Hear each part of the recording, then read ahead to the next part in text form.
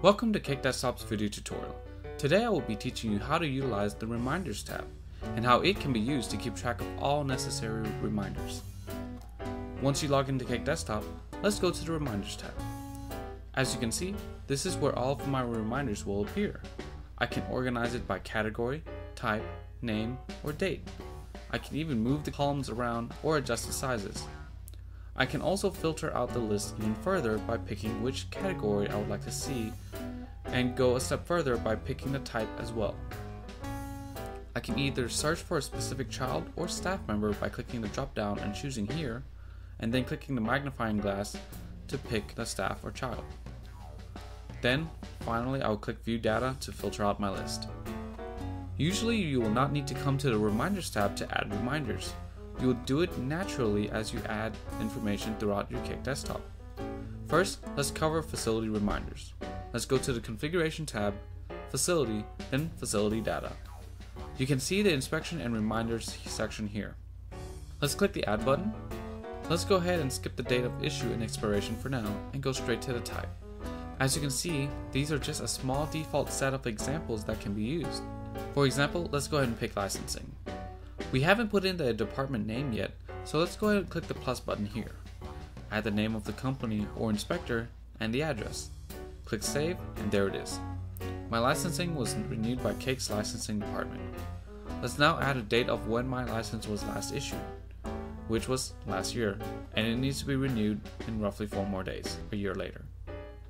Now, if we want to show this upcoming expiration in the Reminders tab, let's click on this box here.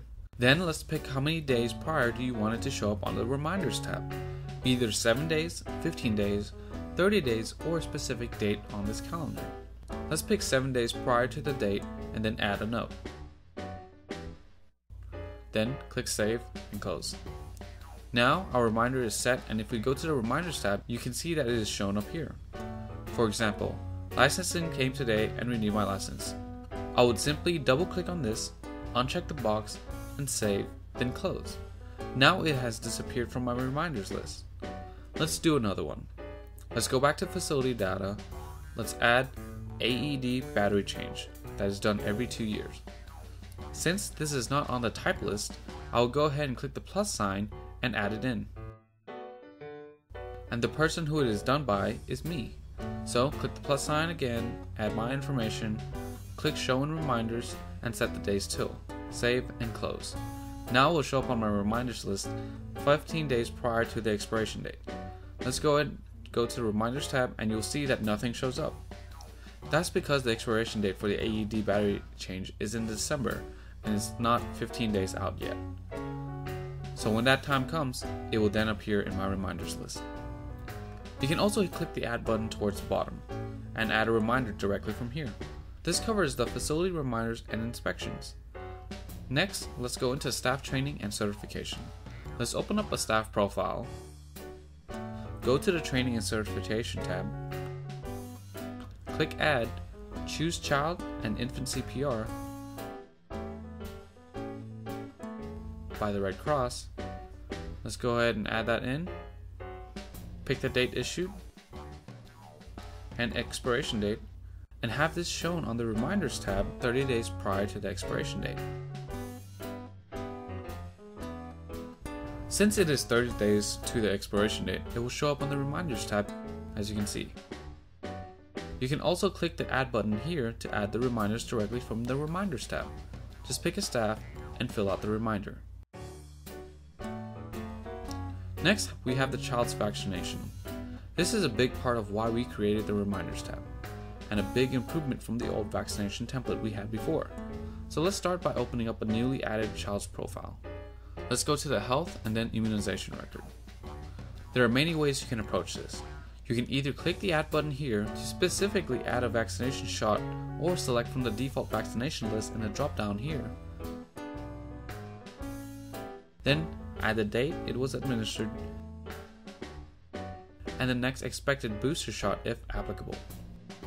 Then a reminder and how many days until you want it to show up on the Reminders tab. So when the shot is close to its next booster date, it will appear on the Reminders tab.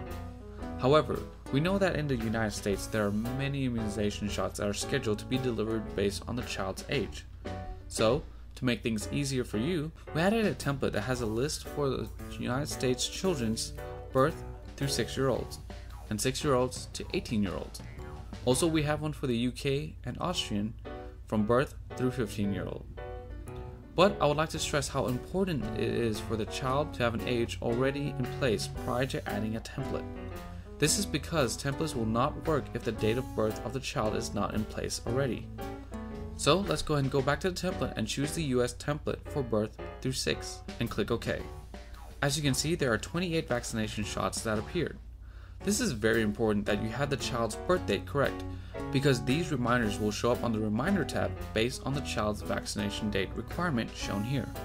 So as you can see, the child's first DTaP shot is at 2 months, and now the child is 5 months. So both of the 2 months and 4 months shots will show up on the Reminders tab. Let's go ahead and take a look at the Reminders tab. And there it is. Let's go ahead and double click on the 2-month shot, put in the date received, and it's very important that you leave the next expected dose field empty. Since the template already have it set up to appear on its own, adding the date of the next booster shot is not necessary. Next, uncheck this box and click Save and Close. Now the vaccination shot is gone. Let's go back to the child's profile. You can see the date it was given. If you want to move a vaccine, just simply edit and then delete, and it will be removed from the list. You can also edit the template and remove certain vaccine shots by clicking on the template, choosing the template and clicking edit. Then pick the vaccine and delete, then close. If you want to customize your own vaccination template, simply click on the Add New button here.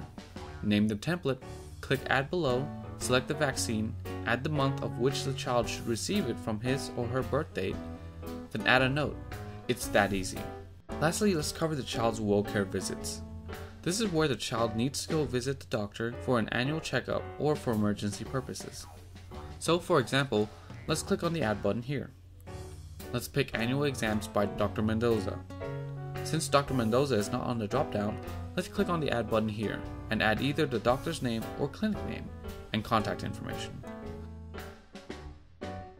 Next, let's add the date the child went on his last annual check and his next check. Check to show on the reminder 15 days prior, then add a note. Click Save and then Close. Now the annual exams will show up on the reminders. Now, what if the child was found with lice on his head? Let's go and add a new one. Choose lice, and then he left to go see his doctor. You will not have to put in a follow-up date since this is meant to be a one-time visit, so you can leave the field empty and it will not show on the reminder. Click Save and then Close, and now it's kept for your records. With the Add button below on the Reminders tab, you can add specific child vaccination but not templates and WellCare visit checks directly. This concludes our overview of the Reminders tab and how it can help you stay on top of your to-do list and effectively plan your week or month in advance.